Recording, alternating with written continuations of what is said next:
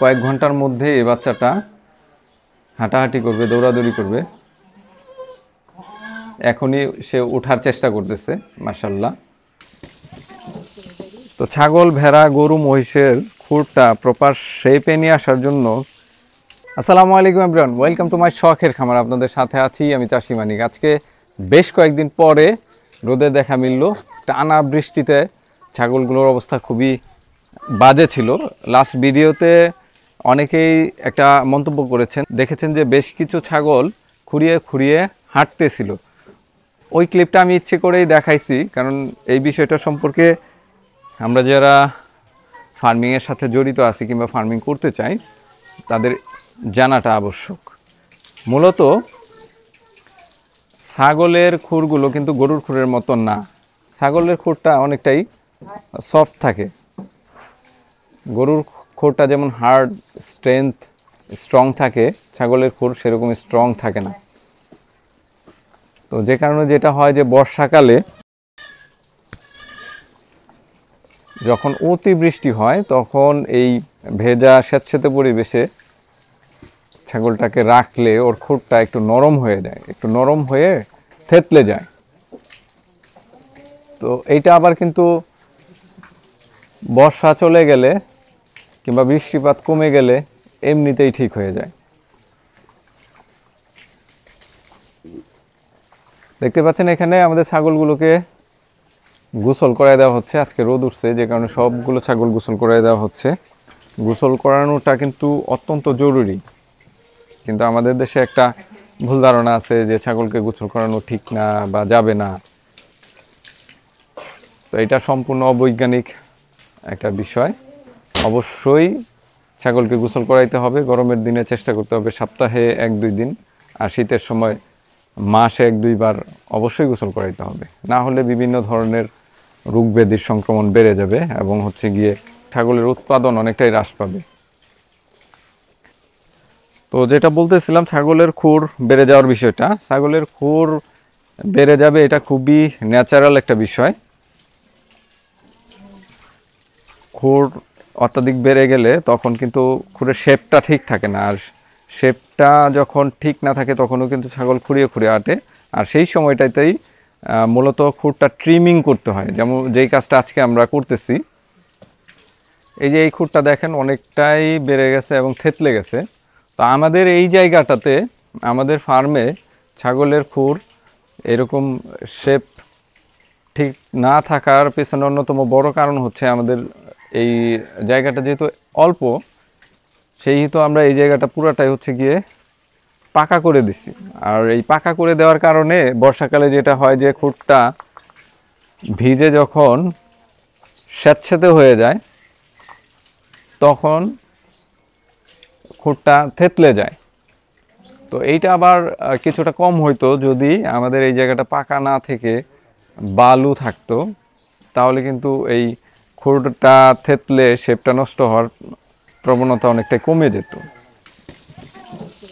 তো ছাগল, ভেড়া, গরু, মহিষের খুরটা প্রপার শেপে নিয়ে আসার জন্য এই যে যন্ত্রটা দেখতেছেন এটা কিন্তু খুবই কার্যকর। এটা দিয়ে এই শেপটা নিয়ে আসা অনেক সহজ হয়। এরকম 2টা যন্ত্র মিলে একটা সেট। ছাগল ভেড়ার খুর যখন বেড়ে যায়, গরু ছাগলের খুর যখন বেড়ে যায় তখন সঠিক শেপে নিয়ে আসতে এই জিনিসগুলো ব্যবহার করলে কাজটা অনেক সহজ হয়ে যায়। ইম্পোর্টেড প্রোডাক্ট যন্ত্র যদি কারো প্রয়োজন হয় তাহলে স্ক্রিনে দেওয়া নাম্বারে যোগাযোগ করতে পারেন, আমাদের কাছে এটা সবসময় অ্যাভেলেবেল পাওয়া যায়। যে ছাগলগুলো গোসল করানো হয়েছে এই যে দেখেন শরীরগুলো ভেজা ভেজা দেখাই যাচ্ছে। রোদ আছে, কিছুক্ষণের মধ্যে শুকায় যাবে। অবশ্য রোদ না থাকলেও খুব একটা সমস্যা হয় না। আর কিছু আছে এইদিকে দেখেন, এই যে রোদ পোহাচ্ছে।